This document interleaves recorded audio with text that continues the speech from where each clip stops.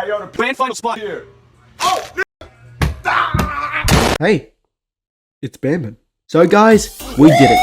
Honestly shook at how the hell we got here after suffering 4 ACLs to key players and being 13th after the bye. The fact that we're in a preliminary final after being dead and buried at one point against GWS and are 2 wins away from reaching the ultimate glory just makes me astounded at how much resilience this group of men has shown throughout the season. With that said and done, let's go and see who we're versing in the preliminary final. Oh no.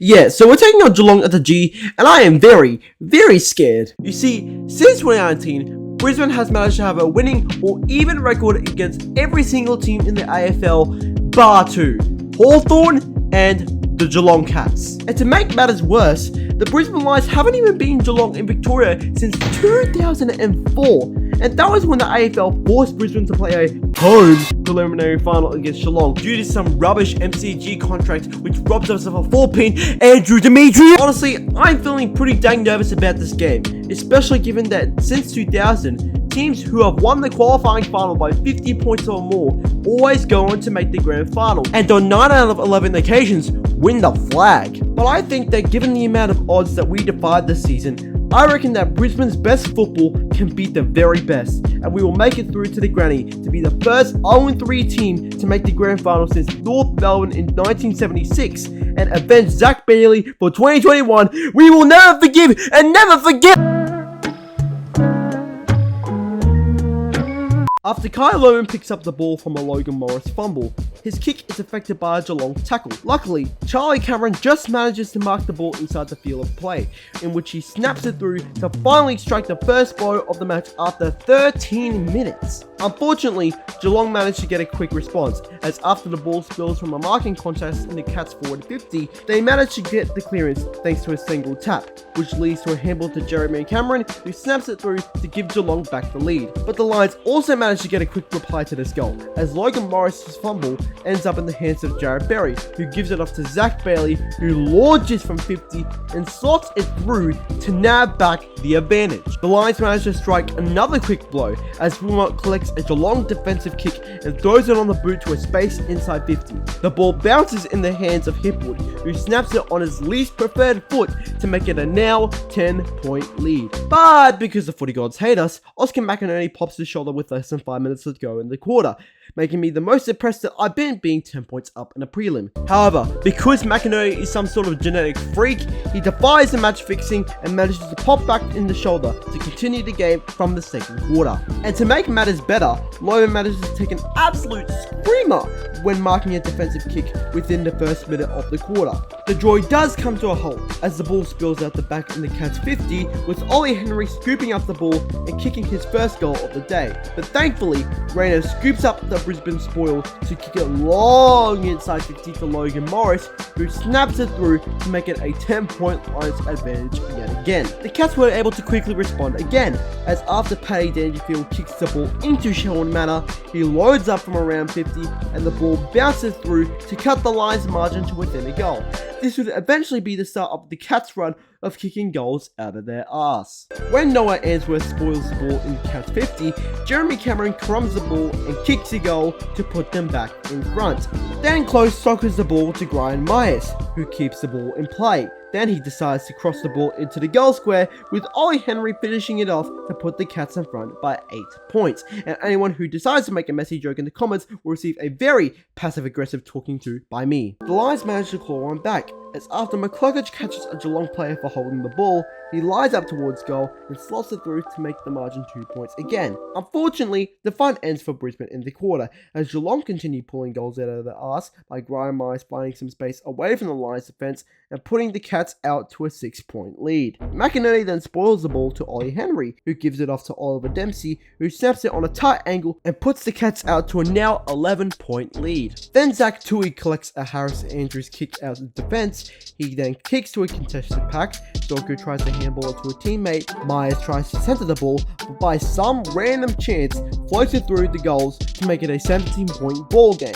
Now I went into halftime thinking that we were still a chance, as I've seen a similar story before in the GWS game, and this time it's a smaller hill to climb, and we could absolutely pull this off.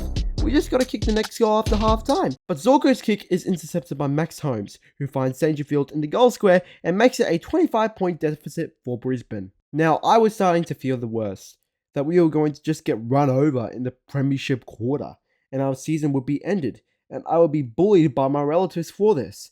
But I quickly recollected myself. It's only 25 points. Anything can happen.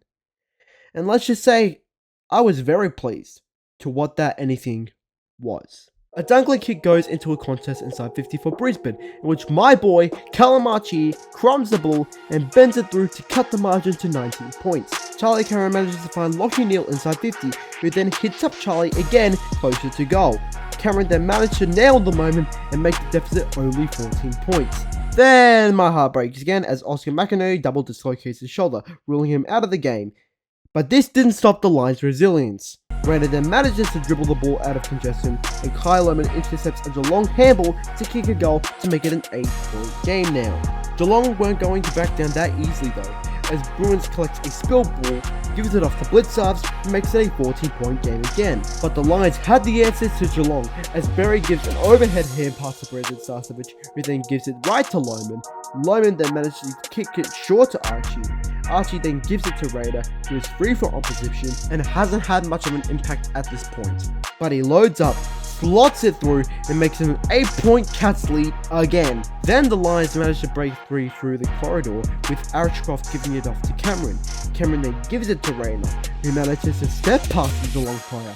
He kicks it towards Archie, but it doesn't matter as it flies over his head and gets back-to-back goals to make it a 2-point lead again.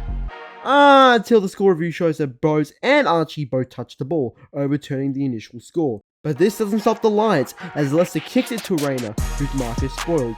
Barry then gives it off to Archie, who finds Zach Bailey on the run, and manages to finally slot it through after a couple of missed chances earlier on, and makes it a 1-point game.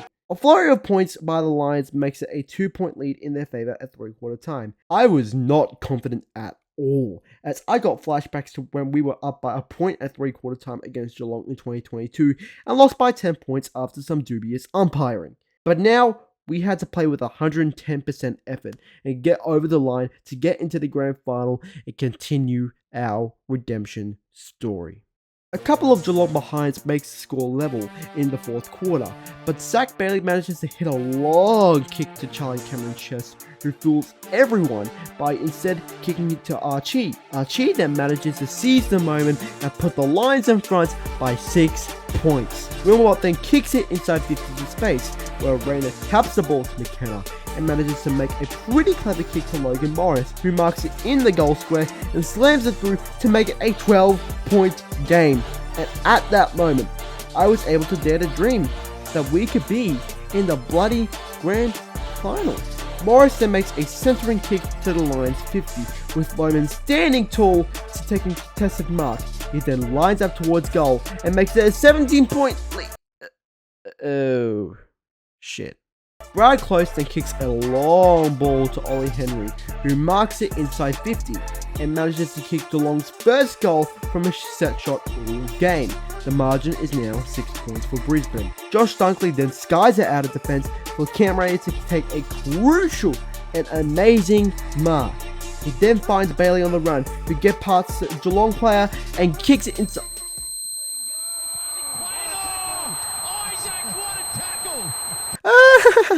Anyways, moving on. Close handballs the footy to Jeremy Cameron, who gives it off to Henry, who...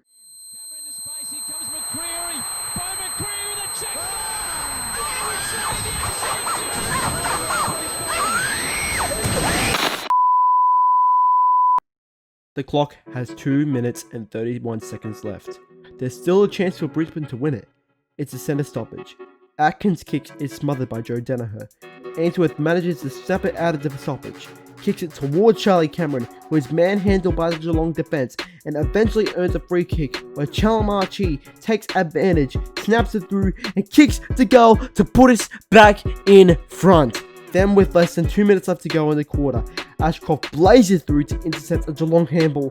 Hipwood receives an Ashcroft handball in which he fends off a Geelong player to give it off to Rayner. Rayner manages to collect himself, shoots from outside 50 on his non-preferred, and the Lions are up by bloody 11 points. Dan Dangerfield, with less than a minute left, drives it inside 50, goes to a 2v2 contest in which Harris Andrews gives away a free kick from front on contact, giving Reece Stanley a chance to make it a 5-point game. He's got a high chance of getting this, but the Lions are still in the advantage here, so they just need to go defensive. So he lines up, goes for goal, and holy shit, he took a place. The clock was starting to tick away.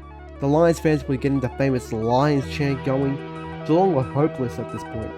The Brisbane Lions had just defied the odds yet again, and come from the clouds to break the hearts of Geelong fans. And the last thing left to do was to blow that siren.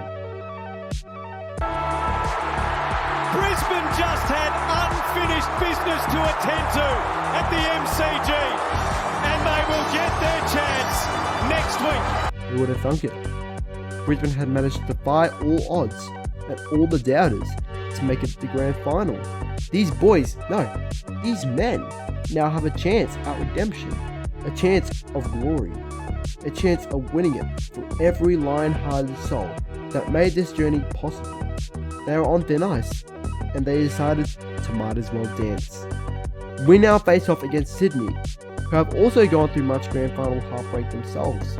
It's going to take the very best of both sides to win the premiership this year, and now it's up to my Lions on the last Saturday of September.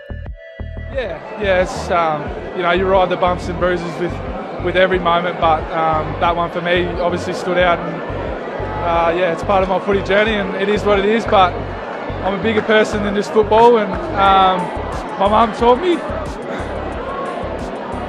me about resilience, and I'm a resilient person. So we're back.